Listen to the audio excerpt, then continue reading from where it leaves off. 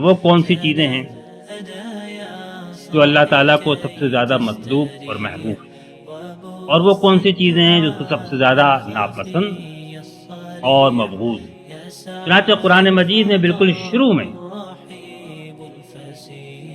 اللہ تعالیٰ نے فرمایا کہ یہ وہ کتاب ہے جس سے بہت سے ہدایت بھی پاتے ہیں اور بہت سے گمراہ بھی ہوتے ہیں۔ گمراہ کون ہوتے ہیں؟ گمراہ ہونے والے فاسق، اور فساق کی جب اس نے تعریف کی تو وہ ایسی ہے جو کہ سن کے ذہن میں رکھنے کے قابل۔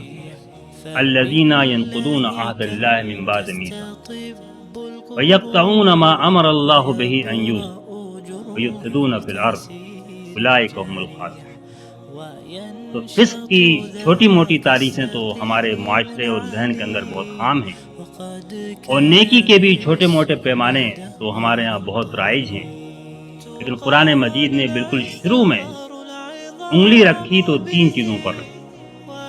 وہ لوگ کہ جو اللہ کے عہد کو اس کے پختہ کرنے کے بعد توڑتے ہیں، ینقضون عہد اللہ من بعد میثاقہ ویقطعون ما امر اللہ بہ ان یوصل، جن رشتوں کو، جن تعلقات کو، جن روابط کو، جن حقوق کو اللہ تعالیٰ نے جوڑ کے رکھنے کا حکم دیا ہے، ان کو وہ کاٹتے، ویفسدون فی الارض، اور اللہ کی زمین میں فساد مچاتے پھرتے۔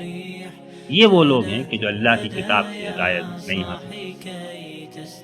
اور جہاں اس نے متقین کی تعریف کی تو فرمایا کہ دیکھو نیکی یہ نہیں ہے ظواہر مشرق و مغرب کی طرف رخ کر لینا، یہ نیکی نہیں ہے۔ لیس البر ان تولوا وجوہکم قبل المشرق والمغرب، یہ نیکی نہیں ہے، بلکہ ایمان اور اللہ کی راہ میں مال خرچ کرنا اور نماز قائم کرنا اور زکوٰۃ دینا، والموفون بعہدہم اذا عاہدوا، اور وہ جو جب عہد کرتے ہیں تو اپنے عہد کو پورا کرتے ہیں۔ یہ دراصل وہ چیز ہے کہ جو قرآن مجید نے ایک جگہ نہیں بلکہ کئی جگہ کھول کر بیان کی۔